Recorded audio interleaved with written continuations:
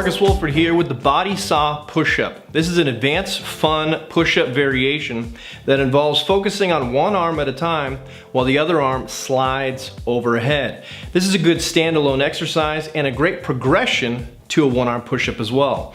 Now, in order to do this exercise, you're going to need some form of a slider. I have many options here available.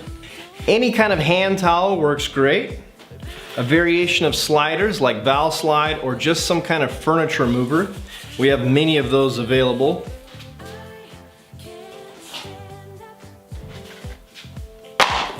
A paper plate and a sock. Just throw a sock over your hand. We can do a puppet show and then get our fitness on. All right, let's get into it. So as you're going down in the push-up, one arm is sliding all the way overhead as you're biasing your weight to the arm that you're doing the push-up with. Now, just like any exercise where you're taking out a base of support, if you make your feet wider, it's gonna get a little bit easier. If you keep them together, it's gonna be a little bit harder.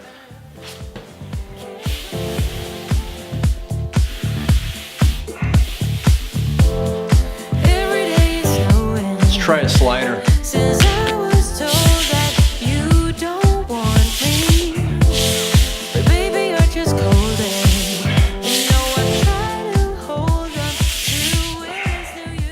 So there's lots of faults people can have with this exercise, but I'm just going to focus on two primary faults.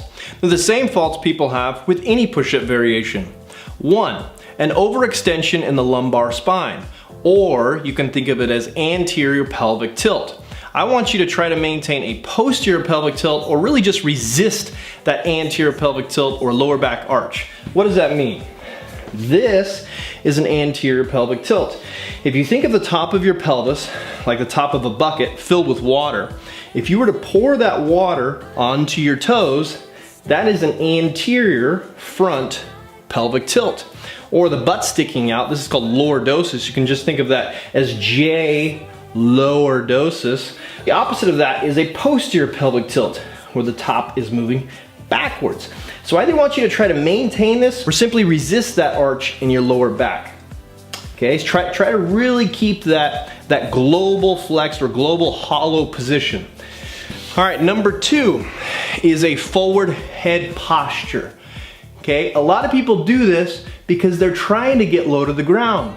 And for some odd reason, they think if they just touch their forehead and their chest isn't going down, that they've got full range of motion. Now, this is a big no-no. Nobody wants a cranky levator scapulae. So let's try to have a neutral spine. If you need to think about something to do with your head, think about a double chin or just tucking that guy and prevent that forward head posture. All right, I'm gonna do 2 reps with bad technique.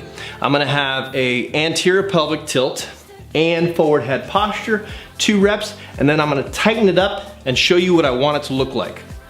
And I'm gonna do it with the sock.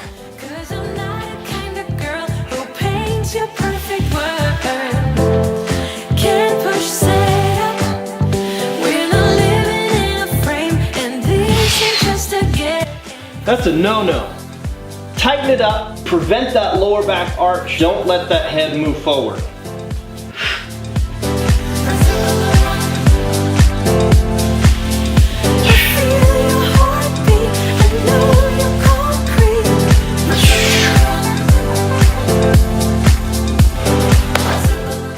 This is obviously an advanced exercise that works that scapulothoracic movement. It works the serratus anterior, your abdominals really well, and obviously single arm pushing strength.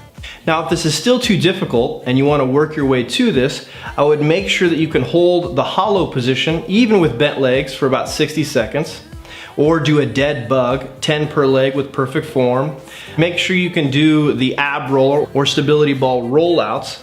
Getting good at those exercises is really going to give you a good progression to be able to do the BodySaw push-up. Okay, that's it.